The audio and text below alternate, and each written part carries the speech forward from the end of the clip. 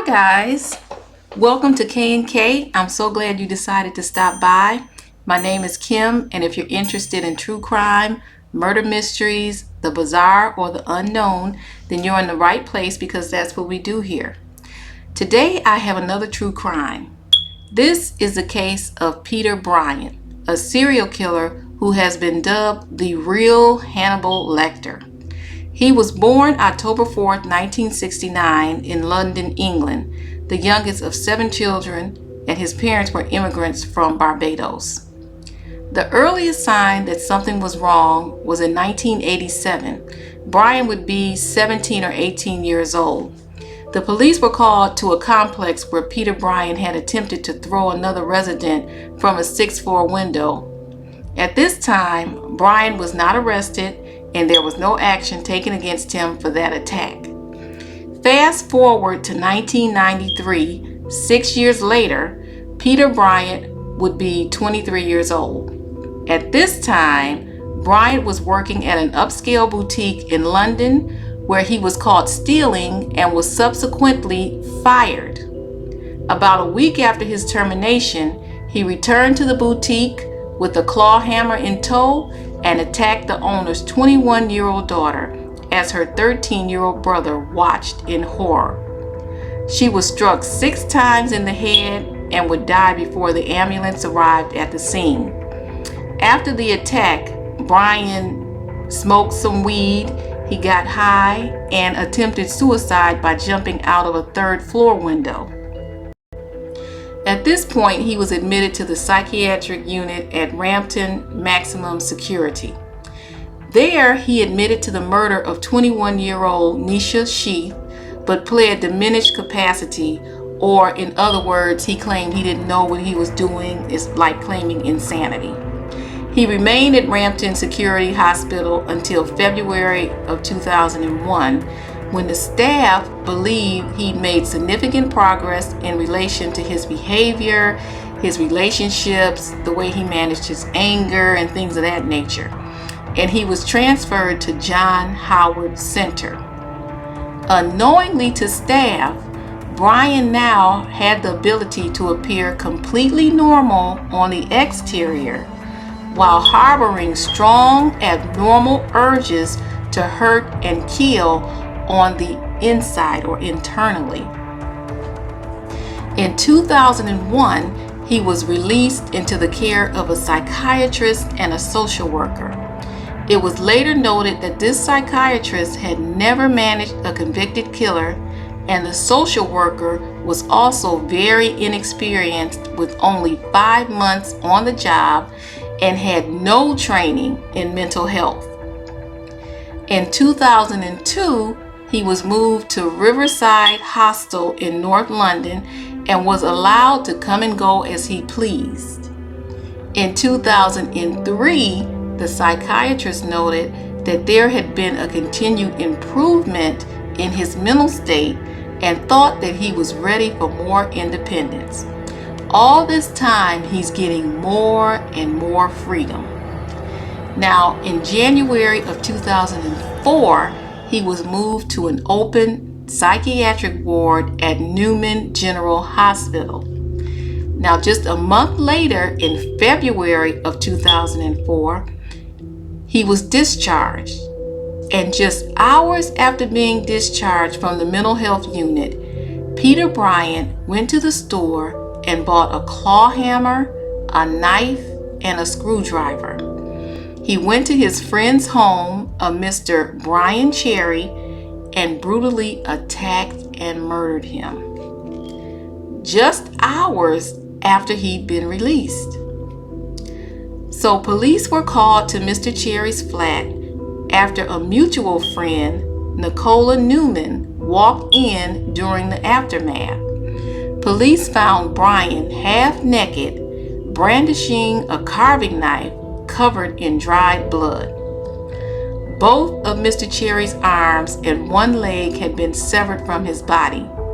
Police also found flesh and brains cooking in a frying pan in the kitchen.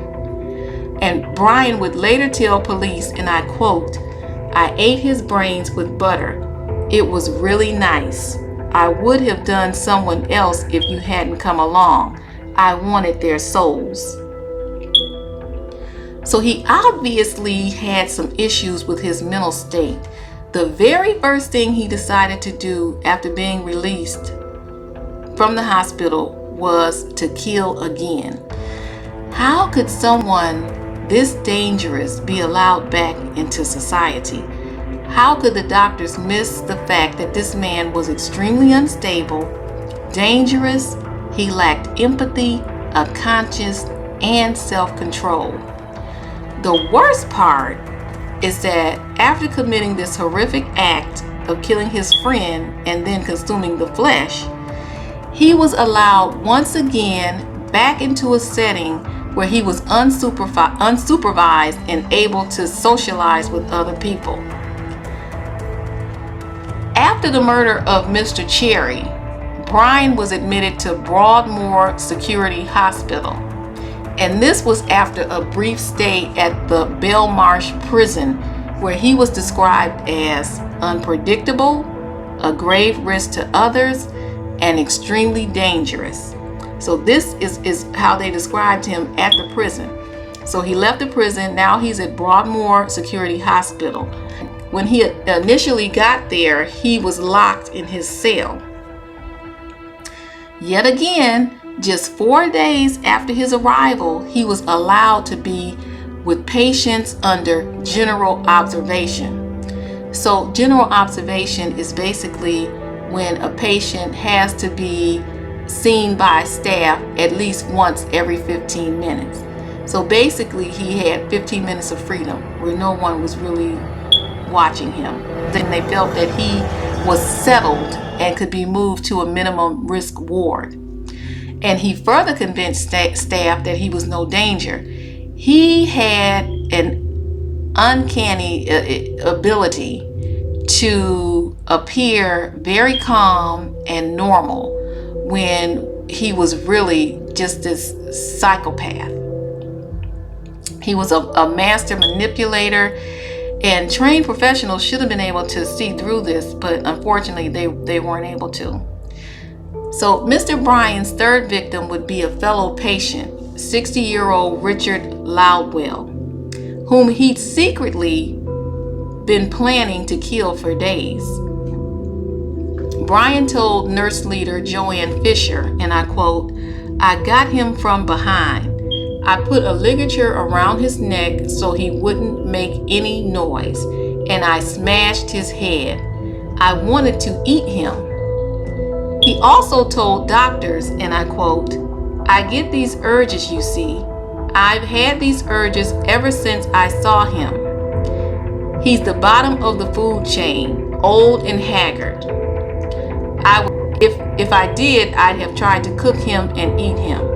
I felt excited when I attacked him.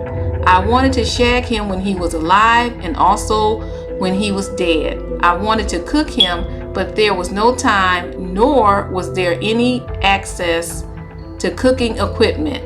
I briefly considered eating him raw." On March 15th of 2005, Bryan pled guilty to 2 manslaughter charges, but once again, he pled guilty on the grounds of diminished responsibility.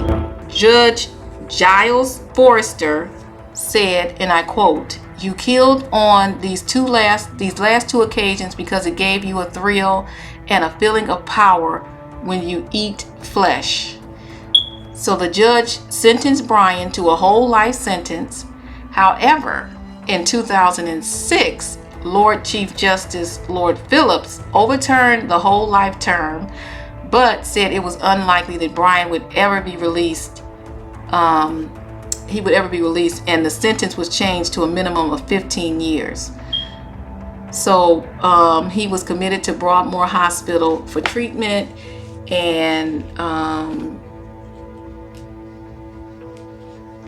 I couldn't find anything else in the research saying if he had gotten out or had been moved or anything like that. So this case is not only a case of a serial killer, but it also shows the systemic failure of the NHS, or the National Health Service, of Great Britain, and that is a comprehensive public health service where virtually the entire population is covered. As far as their health care goes, their health care is free.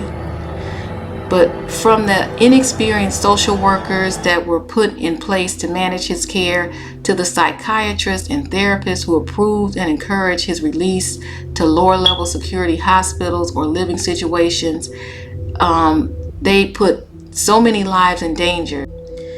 It still baffles me how he was able to slip through the cracks, but he did. However, according to my research, they have since made several changes and have put policies and protocols in place to help prevent something like this from happening again. Well, that's all I have for you. Thanks for watching. Please give us a like and subscribe if you like our content. Thanks again and have a wonderful day.